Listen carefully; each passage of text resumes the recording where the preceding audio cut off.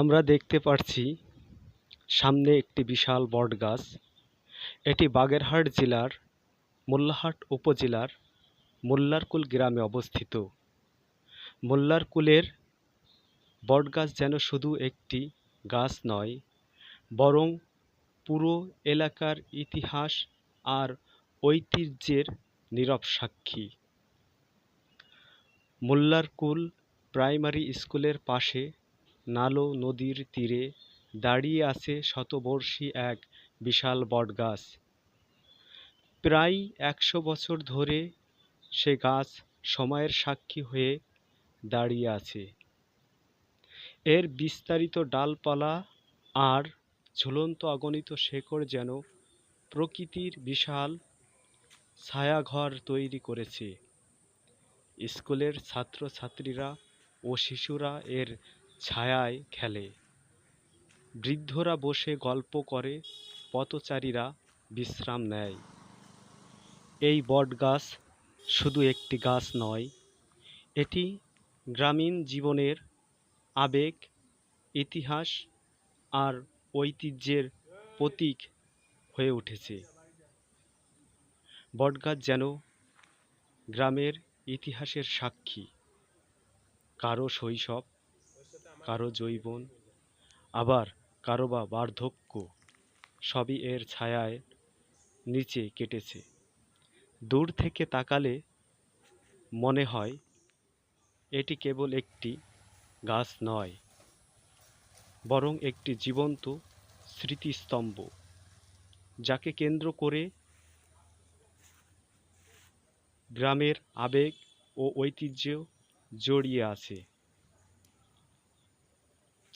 আমরা এই বটগাছের পাশেই দেখতেছি মোল্লারকুল সরকারি প্রাথমিক বিদ্যালয় স্কুল মাঠ, যেখানে প্রতিনিয়ত খেলা হয়। এই মাঠটি ভলিবলের জন্য সবচেয়ে নামকরণ এলাকায়। এই বটগাছের দিকে আবারও চলে আসলাম আমরা। গ্রামের মানুষ বিশ্বাস করে এই বটগাছ তাদের সৌভাগ্য আর শান্তির প্রতীক। সত্যই শতবর্ষ এই বটগাছ শুধু প্রাকৃতিক সৌন্দর্যের প্রতীক নয়, বরং এটি মোল্লারকুল গ্রামের প্রাণ ও ইতিহাসের সাক্ষী।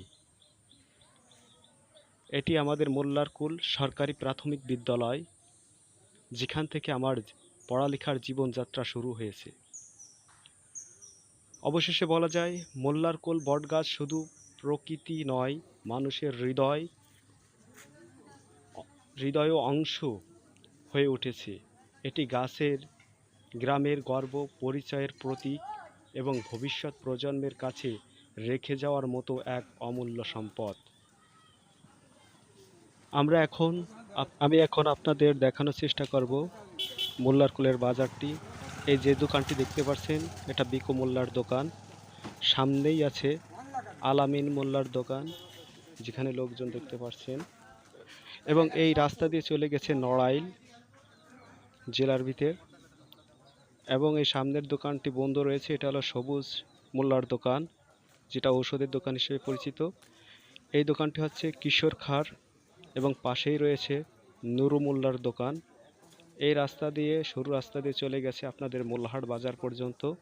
এবং পাশেই যে বাউন্ডারি দিয়ে ঘেরা দেখতেছেন, এটা আমাদের মোল্লারকুলের পুরাতন কবরস্থান। এবং আমার এই সামনে যে দোকানটি দেখতে পাচ্ছেন, এটা হলো আমাদের শকাত মির্ধার দোকান।